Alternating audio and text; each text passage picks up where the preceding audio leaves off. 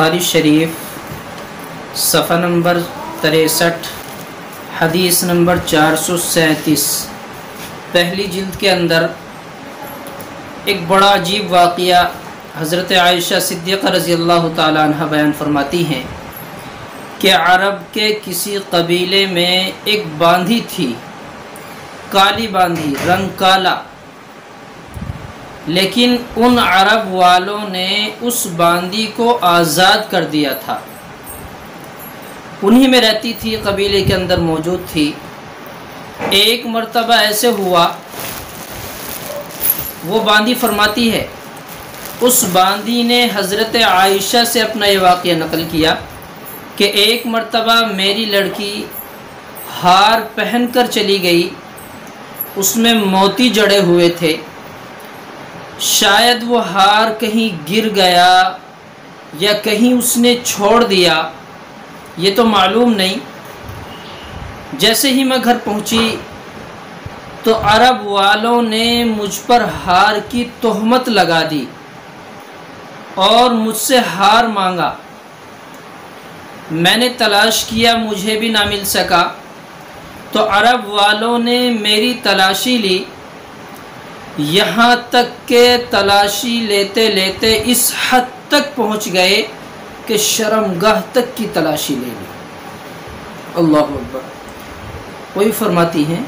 حضرت عائشہ صدیقہ رضی اللہ تعالی عنہ سے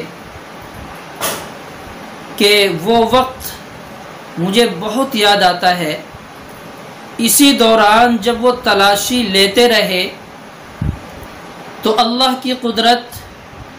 کہ ایک چیل آئی اور اس نے وہ ہار گرا دیا۔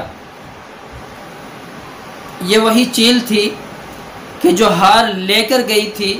شاید کہ وہ گوشت کا ٹکڑا سمجھ کر لے گئی ہو، اور باقی اللہ کی قدرت کا یہ نظارہ، کرشمہ سامنے آنا تھا۔ وہ باندھی یوں فرماتی ہے کہ میں وہاں سے چلی آئی اور مدینے میں آئی، میرے یہ واقعہ یاد رہتا ہے، میں نے نبی علیہ السلام کی خدمت میں حاضر ہو کر ایمان قبول فرما لیا۔ تو حضرت عائشہ صدیقہ رضی اللہ تعالیٰ عنہ فرماتی ہیں کہ وہ باندھی میرے پاس اکثر آیا کرتی تھی اور یہ واقعہ نقل کرتی تھی کہ میرے وہ چیل والا دن یاد ہے۔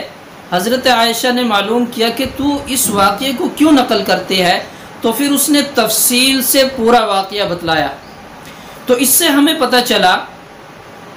کہ آدمی پر اگر تہمت لگے، اس کی برات کا کوئی نہ کوئی اللہ راستہ نکالتا ہے، اور پھر جہاں آدمی کی عزت نہ ہو، اس کا عزت کا خطرہ ہو، جان کا خطرہ ہو، یا کسی بھی طرح وہ پریشانی میں ہو، تو جگہ بدل سکتے ہیں، دوسری جگہ جا سکتے ہیں، جیسا کہ ہمیں اس واقعے سے معلوم ہوا کہ اس کالی باندھی نے عرب چھوڑا، مدینہ منورہ میں نبی علیہ السلام کے پاس پہنچی تو ایمان بھی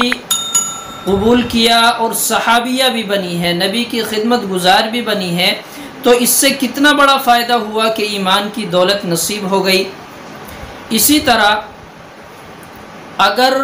جیسے حضرت عائشہ کے پاس وہ باندھی آیا کرتی تھی، حضرت عائشہ مسجد نبوی کے ایک حجرے میں رہتی تھی، اس سے پتہ چلا کہ بغیر کسی پریشانی کے اگر ضرورت ہے، مکانات نہیں ہیں، جگہ رہنے کی نہیں ہے، تو مسجد میں مرد اور عورت دونوں رہ سکتے ہیں، بلا ضرورت نہیں،